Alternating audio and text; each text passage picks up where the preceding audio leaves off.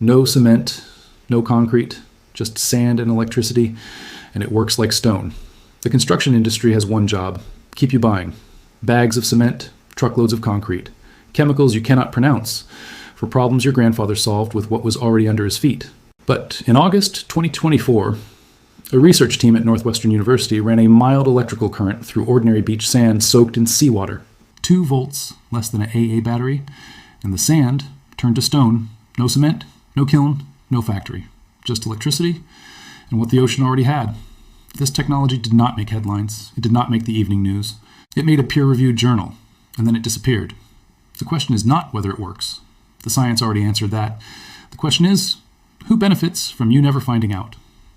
Welcome to Hidden Fix Lab, the channel that digs up what the industry buried. Now, before we go any further, if you are watching this and you have been around long enough to remember when things were built to last, not built to be replaced, go ahead and hit that subscribe button. Think of it like this. It is the one button that costs you nothing, but keeps the billion-dollar boys from being the only voice in the room. And drop a comment right now. Where in the world are you watching from? Because this story belongs to everyone the industry never wanted informed. Most people think concrete is modern. They think it belongs to the age of cranes, steel beams, and construction companies charging $400 an hour. They are wrong. Go back over 1,000 years. To the coastlines of the ancient Mediterranean world, Roman engineers were building harbor structures directly into the sea, and those structures are still standing today. Not crumbling, not patched, still standing. Modern scientists drilled into those Roman marine walls in 2017. What they found stopped them cold. The material inside had not weakened over 2 millennia. It had gotten stronger. The seawater had not eroded it. The seawater had fed it, mineral by mineral, crystal by crystal, for over 2,000 years. The study was published in the journal American Mineralogist. It was peer-reviewed, it was verified, and it was largely ignored by the $1.8 trillion construction industry. The Romans did not use Portland cement. They could not. It would not be invented for another 1,800 years. What they used was a volcanic ash called pozzolana mixed with seawater and lime. When that mixture met the minerals already dissolved in the ocean, a slow chemical reaction began. Calcium silicate crystals grew inside the structure. They filled every crack. They locked every grain. The ocean did not destroy the wall. The ocean finished it. Now move forward to 1976, off the coast of Texas. A German-born architect named Wolf Hilberts was standing underwater with a metal frame he had built himself and a low-voltage electrical current running through it. He was not a chemist. He was not a materials scientist. He was an architect who had asked one question that the entire construction industry had somehow never taken seriously. How does a coral reef build itself? A coral reef is harder than most commercial concrete. It grows in salt water. It repairs its own cracks. It gets stronger with age, and it builds itself from nothing but the minerals already floating in the ocean around it. Hilberts thought, what if you removed the coral entirely? What if a simple electrode and a low-voltage current could drive the same chemistry? He ran the experiment. He placed 2 metal electrodes into seawater. He connected them to a low-voltage DC power source. He let the current flow, and the minerals in the water, calcium carbonate, magnesium hydroxide, began depositing directly onto the metal frame, layer by layer, crystal by crystal, building a solid, load-bearing structure from seawater alone. He called it mineral accretion. By 1979, it was published in a peer-reviewed engineering journal. By 1981, the United States Patent Office had issued him a formal patent. The science was real. The material was real. The results were documented. And the construction industry looked the other way for the next 45 years. That is not a conspiracy. That is just economics. Here's what no cement bag ever tells you. The ocean is not just water. It is a mineral factory, running 24 hours a day for free. Every liter of seawater carries dissolved ions: calcium, magnesium, bicarbonate, sulfate. These are the exact same building blocks that every coral, every oyster, every clam on Earth uses to construct its skeleton. The chemistry to build solid stone is already present in the water. It has always been there. What was missing was simply the energy to trigger it. And that energy turns out to be remarkably small. In August 2024, Professor Alessandro Rota-Loria and his team at Northwestern University published their findings in Communications, Earth, and Environment, a peer-reviewed journal in the Nature portfolio. What they documented was precise. When a mild electrical current between 2 and 4 volts runs through 2 electrodes submerged in seawater, it raises the pH level directly around the negatively charged electrode, the cathode. At that elevated pH, calcium carbonate loses its ability to stay dissolved. It falls out of solution.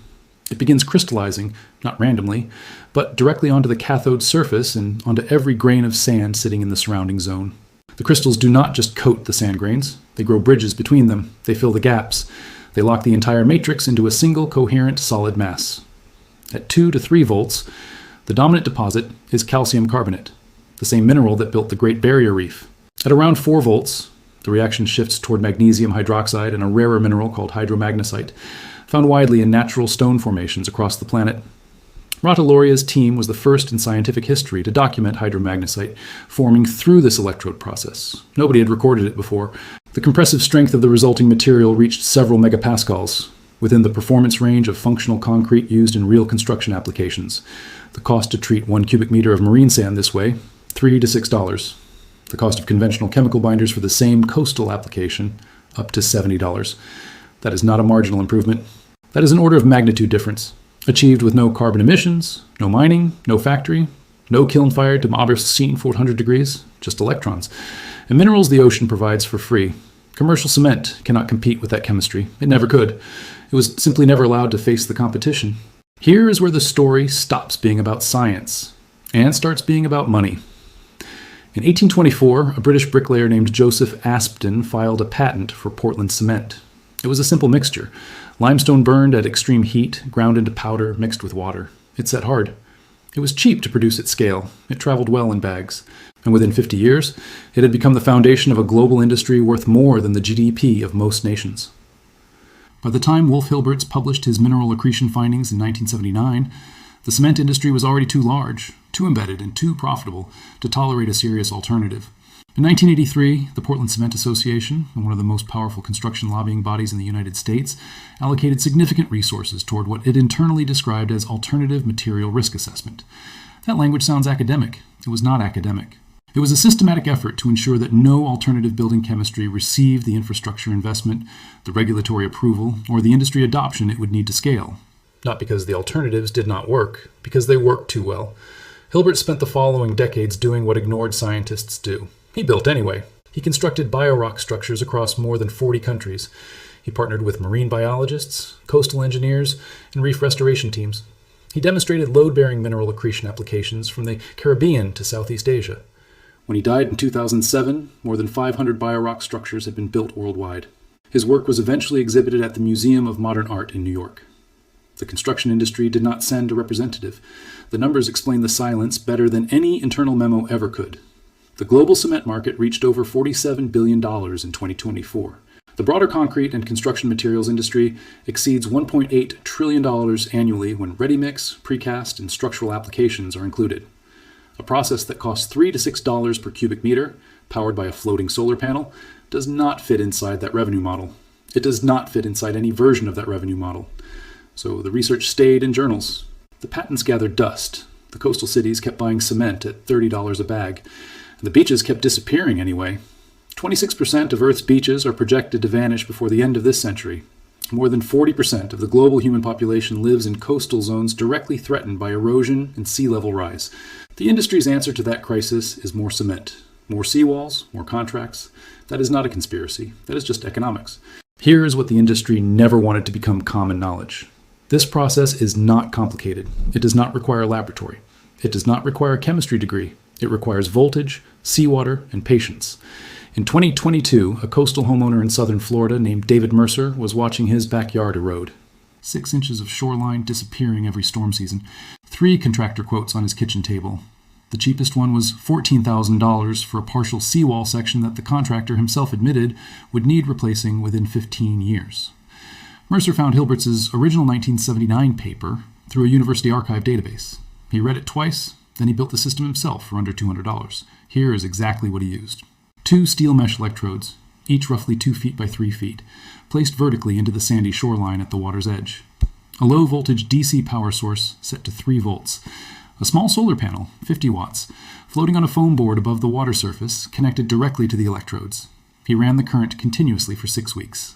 At the end of week 2, the sand between the electrodes had begun resisting compression noticeably. By week 6, the treated zone had consolidated into a dense, cohesive mass that held its shape under wave pressure that had previously shifted the entire bank.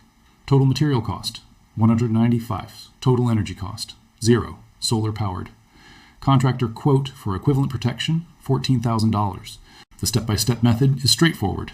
First, Identify the erosion zone and mark a treatment area no wider than 4 feet between electrodes for a first application. Second, drive 2 steel mesh or iron rod electrodes vertically into the saturated sand at opposite edges of the treatment zone. Third, connect the negative terminal of the DC source to the primary electrode, the cathode. Fourth, set voltage between 2.5 and 3.5 volts. Do not exceed 4 volts for a first application. Fifth, run continuously using solar power or a low-draw DC adapter. Sixth, monitor consolidation weekly by pressing a metal rod into the treatment zone and measuring resistance depth. Expected consolidation begins within 10 to 14 days in natural seawater conditions. Full structural cohesion develops between 4 and 8 weeks, depending on mineral concentration and ambient water temperature. The ocean provides the minerals, the sun provides the power, the sand provides the structure. The only thing the industry ever provided was the invoice, and now you know there's another way. This has been Hidden Fix Lab. The science was always there. Now so are you.